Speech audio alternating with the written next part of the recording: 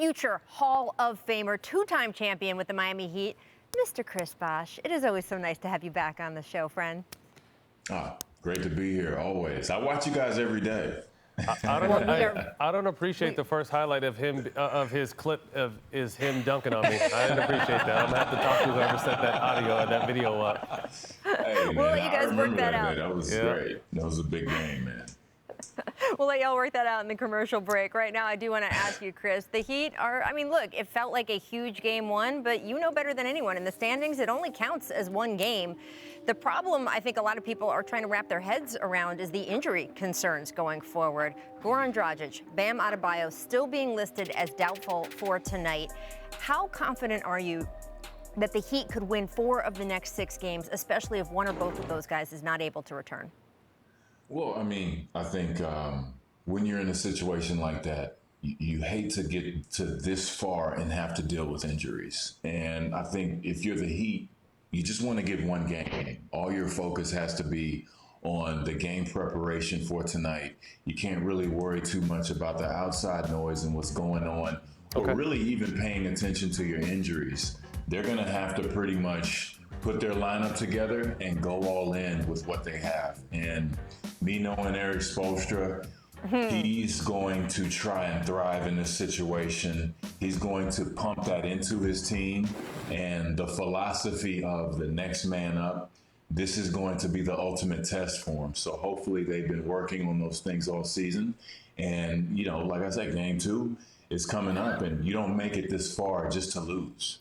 I think people underestimate how much luck goes into winning a championship, Chris. I think we saw a perfect example last year of Golden State getting there and then dropping like flies. Unfortunately, we're seeing the same thing now in the finals with Miami. But it takes a lot of skill and preparation, but it takes a lot of luck to be able to stay healthy through this entire run, because obviously this year has been a much different run than runs in the past. Yeah, and like I said, that's a great way to talk about it. No, for sure. And I didn't realize you have to be lucky until actually, you know, being able to win a championship. I mean, you know, we're always tough and critical of the guys or the teams that didn't get it done. But when you're in that position, you understand how many things have to go right. And just to allude kind of what Matt was saying, too, you'll get all the way there. And just like we saw last year, KD can't help that his Achilles tendon snapped. Then Klay Thompson can't help that he landed awkwardly. Is it mental fatigue? Is it actual physical fatigue? You'll never really know. But, you know, all in all, these injuries happen. They're a part of the game. And I think if you're the Heat right now, you've really got to find a way to get things done. And by the way, it's not just luck with injuries also, right? So you guys know, you both have rings. Like, you know that it's one play here, it's one play there. So I don't love when people are like, oh, the Raptors just got lucky. And by the way, if the Lakers win, they won't just get lucky. They did so much work to get here.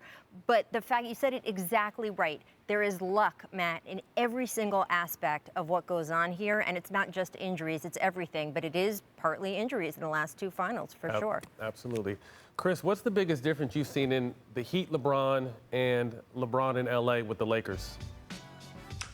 Well, I think what's evident this year with LeBron is him taking the challenge and being the point guard, which I always liked that position for him. I always asked him to play point guard when he was with the Heat, but he did it in limited minutes. I think this time taking on the full-time role of being in charge of getting the offense in rhythm and distributing at the same time.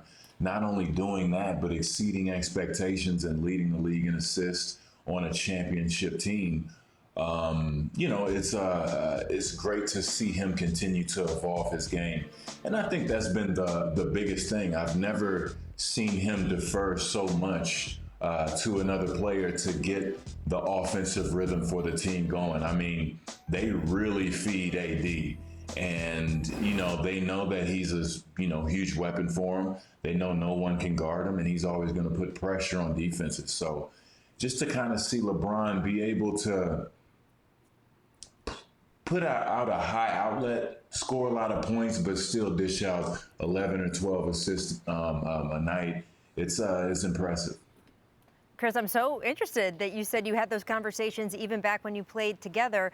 I know Eric Spoelstra sort of was pushing that positionless basketball before almost anyone else in the league. What were the talks you guys had about that? Well, I mean, just really preparing for different teams. And I mean, when you have a player as great as him, he makes the game easy for you. That's one thing that he doesn't get enough credit for. Unless you play with him, you don't understand how much easier he makes the game, how much better he makes each of his teammates. And that's from the first guy to the 15th guy at the end of the bench. But, just the fact that he's able to see over the defense, the fact that he's able to know the game plan and be able to recall things. And with his height advantage, he can always tell, when this player needs the ball, that player needs the ball. So, he was that guy to find me. He could see that look on my face sometimes if I wanted to get more involved, and he would make sure he gives me a great pass. Well, look, I was going to say that you got him in the prime of his prime, but I mean, I don't know when the prime of his career ends. This is really. the longest prime I've ever seen. This guy's been in his prime since he stepped in the league 17 years ago. So we've been blessed to be able to see this run, because I don't know if we'll ever see someone of this caliber play at this level for as long as he possibly has. Thanks for watching ESPN on YouTube. For live streaming sports and premium content, subscribe to ESPN+.